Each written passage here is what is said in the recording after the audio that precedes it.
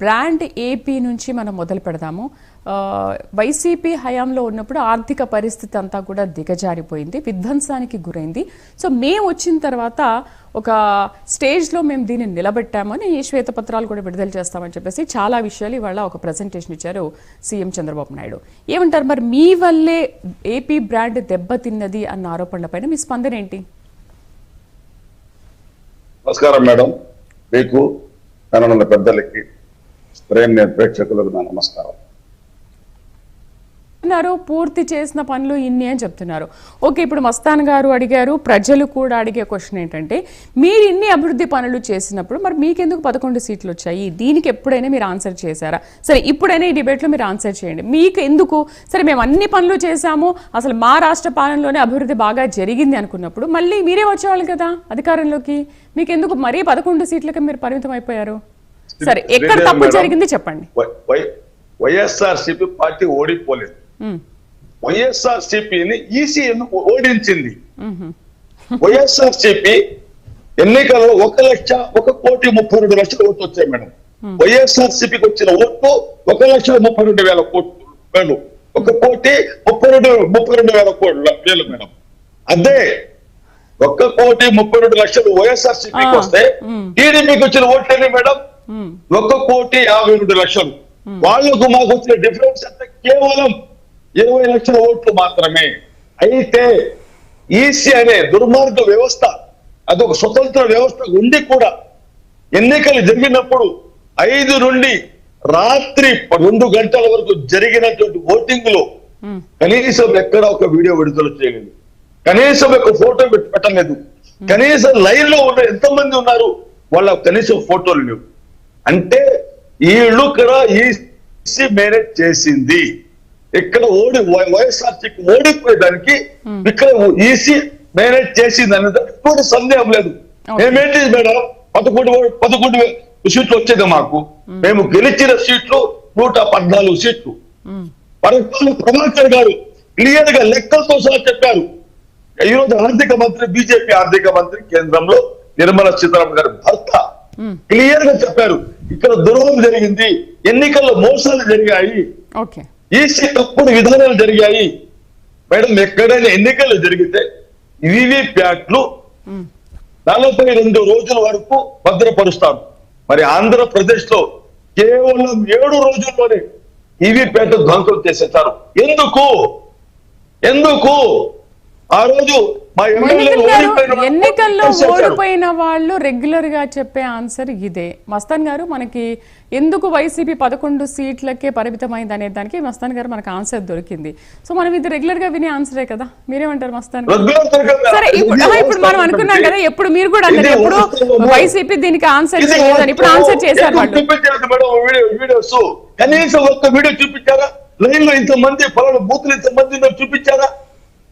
ఎక్కడ వాళ్ళందరూ ఓకే, అసలు మీరే గెలిచే వాళ్ళు అయితే ఎక్కడి ఒక్క సెకండ్ 1 నిమిషం 4 ఓట్లు పడతాయి మేడం. 1 నిమిషం 4 ఓట్లు ఎక్కడ పడేది చూసారా? మస్తాన్ రావు గారు సీనియర్ జర్నలిస్ట్, ఆయన అంటే మాకు గౌరవము, చాలా బాగా విశ్లేషిస్తారు. ఆయన తెలియని విషయాలు 1 నిమిషానికి 4 ఓట్లు ఏ విధంగా వేశారు, ఎక్కడి నుంచి వచ్చాయి ఓట్లు, దానికి జవాబు చెప్పాలి. అవన్నీ లేకుండా ఈసీ ఒక దుర్మార్గంగా, ఒక స్వతంత్రమైన వ్యవస్థ ఉండి కూడా ఈ కూటమి ప్రభుత్వాన్ని సహకరించి వైఎస్ఆర్సీపీని ఓడించారు. లేకుంటే ఎన్ని మేడం 11 సీట్లే మాకు వచ్చేది. వైఎస్ఆర్సీపీ 11 సీట్లే మేడం, దాదాపు 114 సీట్ల మీద మేము గెలిచాము. చెప్పగలుగుతాం. అందుకే జగన్మోహన్ రెడ్డి గారు ఎక్కడికి వెళ్ళినా తండ్రి జనాలు వస్తున్నారు, ఆపలేకపోతున్నారు. చంద్రబాబు నాయుడు గారు లాగా ప్రభుత్వం ఆస్తులు ధ్వంసం చేయడము, లూటీ చేయడము, దుర్మార్గంగా చేయడము, అన్ని అబద్ధాలు చెప్పడము, నేను తెచ్చాలని అన్ని అబద్ధాలే.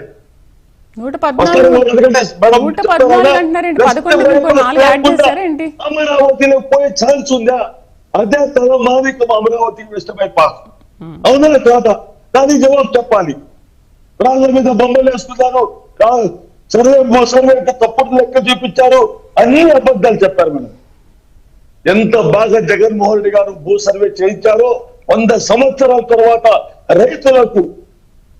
రైతులకు వారి భూమి ఎక్కడుంది, అవి హద్దులు ఎక్కడున్నాయి, అని సమగ్ర సర్వే, హెలికాప్టర్లు, విమానాలు, దాదాపు విఆర్ఓల చేత వాళ్ళకి ట్రైనింగ్ ఇప్పించి ఇంత కష్టపడి భూ సర్వే ఒక క్యూఆర్ కోడ్ తెచ్చి ఈ భూములకి ఎవరు ఆక్రమించుకోలేరు అని జగన్మోహన్ రెడ్డి గారు చేస్తే దాని దుర్మార్గంగా చంద్రబాబు నాయుడు ప్రజలకు వెళ్ళి అమ్మా మీ భూములు దొచ్చేస్తారు, మీ బర్రెలు వెళ్ళిపోతాయి, మీ భూములు వెళ్ళిపోతాయి, జగన్ అంతా యుద్ధం చేసుకోవాలని భయపెట్టి జనాలను మళ్ళీ అదే భూ సర్వేని ఇదే చంద్రబాబు నాయుడు, ఇదే అబద్ధాల వెన్నుపోటు చంద్రబాబు నాయుడు గారు, ఇదే బూడిద పార్టీ చంద్రబాబు నాయుడు గారు ఈ రోజు ప్రజలకు దూరం చేస్తుంటే చూస్తూ ఊరుకుంటారు ఆంధ్రప్రదేశ్ రాష్ట్ర ప్రజలు. సరే, ఇప్పుడు ఏంటి శ్వేతపత్రం పైన మీ అభిప్రాయం ఏంటి మొహిద్దీన్ గారు? ఇప్పుడు ఆయన ఆర్థిక పరిస్థితి పైన శ్వేతపత్రాన్ని విడుదల చేస్తున్నారు.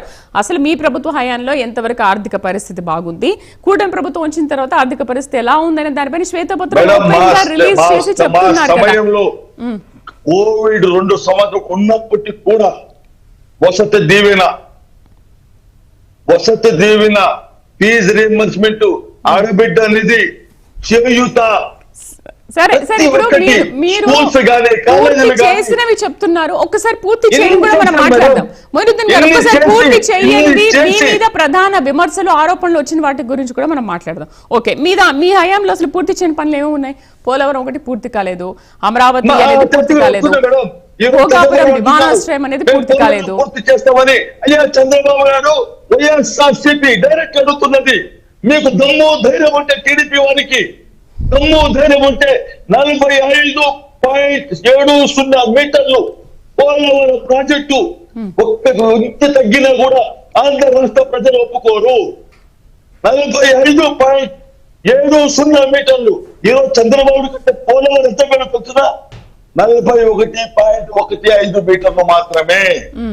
చంద్రబాబు మోసం చేస్తున్నారు. చంద్రబాబు ఆంధ్ర రాష్ట్ర ప్రజలకు ద్రోహం చేస్తున్నారు.